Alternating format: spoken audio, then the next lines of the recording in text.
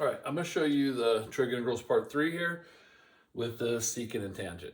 Now, you can do this with cosecant, cotangent, have all the same relationships, very similar, just a bunch of negative signs popping around, okay? So, and we don't have to learn those, but, you'll see they're very similar to this. All right, they have different rules here. Again, you can follow the rules and try to memorize them, but I'd rather use your brain than memorize a rule.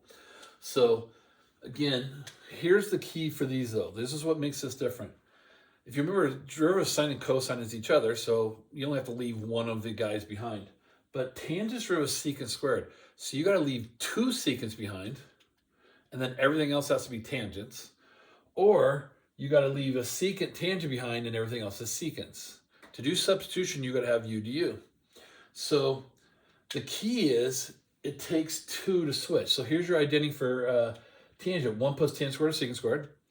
And tan squared is secant squared minus 1. Okay? So that's just moving the one over. So that's how you convert each one to each other. Well, it doesn't really matter the even on, but I mean, what you're looking for is secant's the key to these. So if secant is even 4, so there's 4, right? And it takes two of them to switch. So we can switch two of them to 1 plus tan squared. So I switch 2, I leave behind 2. And with tangent, you want to leave behind 2. So if secant is even, then I can leave 2 behind and then switch the rest of them, okay? If secant is odd, I can't do that. Because if I have 3, I have to leave 2 behind and I have 1 to change. I can't change 1, it takes 2 to change. So that would be the other scenario, which we'll get to next. So what I'm setting aside here is I'm setting aside a secant squared. Secant fourth, I have 2 secant squareds. All right, and we're going to convert one of them. So secant squared is 1 plus tangent squared. So I convert that.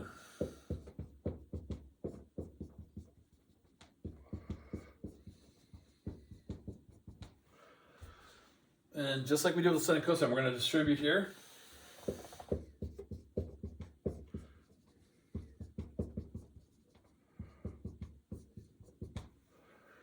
So I distribute the tangent squared, I get tangent squared plus tangent to the fourth.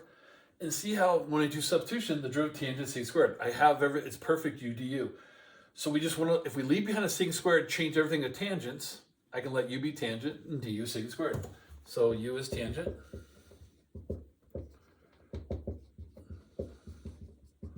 And du secant squared. So there's u, and there's du. So I have u squared plus u to the fourth, du. All right, integral u cubed over 3 plus u to the 5 over 5 plus c. U is tangent.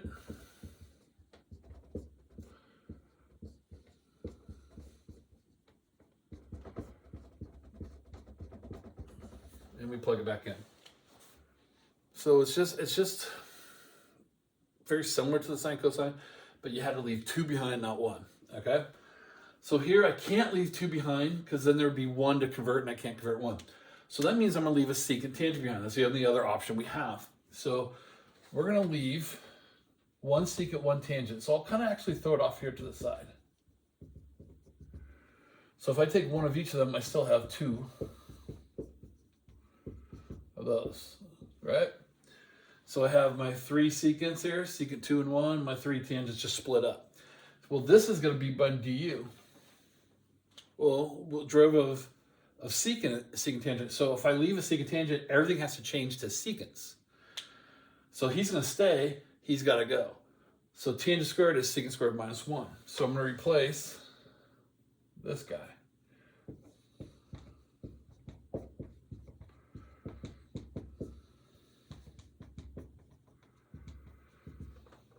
All right, again, I can multiply these two guys together.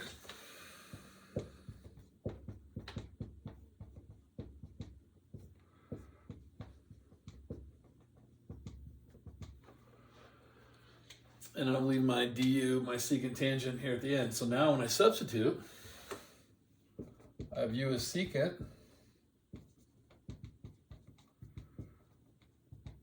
and du is secant x tangent x.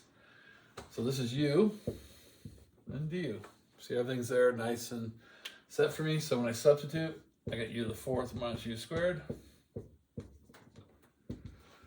And then take the integral, add 1.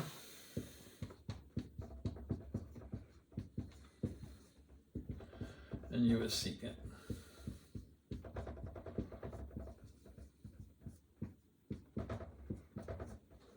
And that's it. All right. So we're just looking at secant and deciding which one I want to save or which one I want to do. Okay. Now when the powers start getting higher, it's just bigger. I'm going to show you guys one of those right now.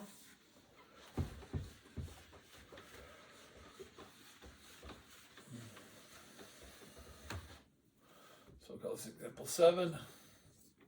So I have one written down, secant 7, tangent 5.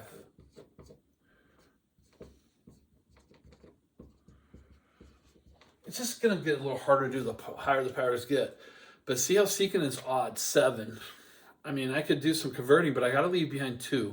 And I have an odd number to convert. So we're going to leave a secant tangent behind. So I'm going to have 6 secants, 4 tangents. Because I pulled one off the top to have my du. All right, so I'm going to leave a secant tangent. Now remember, the derivative of secant is secant tangent, just like we just did here. So I convert 4 tangents. That's why I want to show you one of these. Well, tangent squared is secant squared minus 1. So tangent fourth is secant squared minus 1 squared.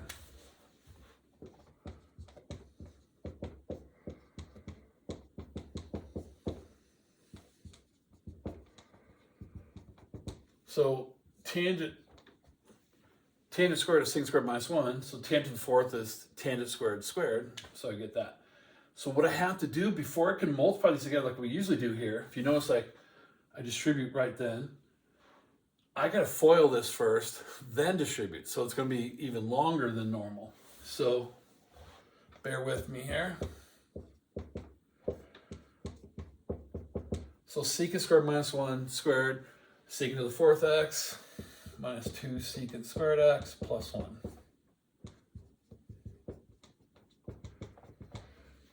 All right.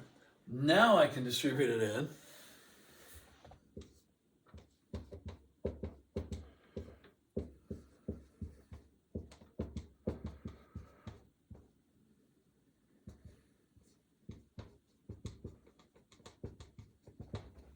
All right.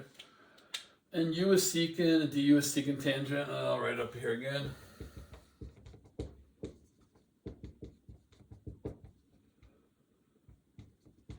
So you got your u, du. No, I didn't check my work. All right, I'm good. All right, so I substitute. I got u to the 10th minus 2u to the 8th plus u to the 6th du. Because of the parentheses next to that, they all have the same du, and it works out perfectly. So now the integral of this, now I'm running out of space here. It's going to be u to the 11th over 11th, and we're plugging secant back in. So we can just go ahead and do that right now. Secant to the 11th over 11.